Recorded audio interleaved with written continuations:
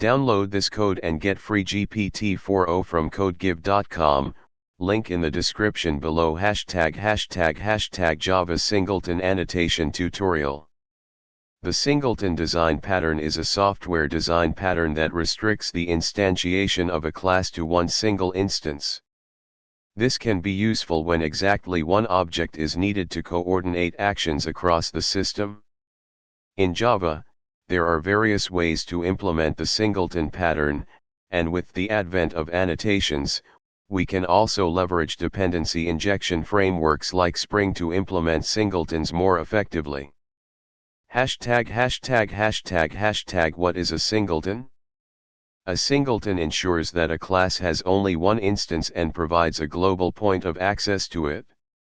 The singleton pattern is often used in scenarios where a single instance of a class is required to control actions, such as logging, configuration settings, or connection pools. ######. Implementing singleton in Java. Here's a simple implementation of a singleton class using the traditional method. To use the singleton class, #####singleton with annotations in Spring. In modern Java applications, especially those using Spring, you can leverage the built-in support for the singleton pattern through annotations.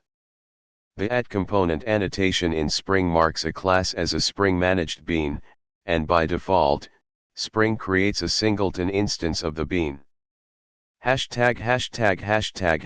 Step-by-step example.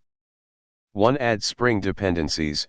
Make sure to add Spring dependencies to your project, example in Maven's pom.xml. 2. Create a singleton class. Use the add component annotation to define a singleton bean. 3. Using the Spring application context. You can create a Spring application context to get the singleton instance of your singleton service. 4. Configuration class. Create an additional configuration class to enable component scanning. ###conclusion.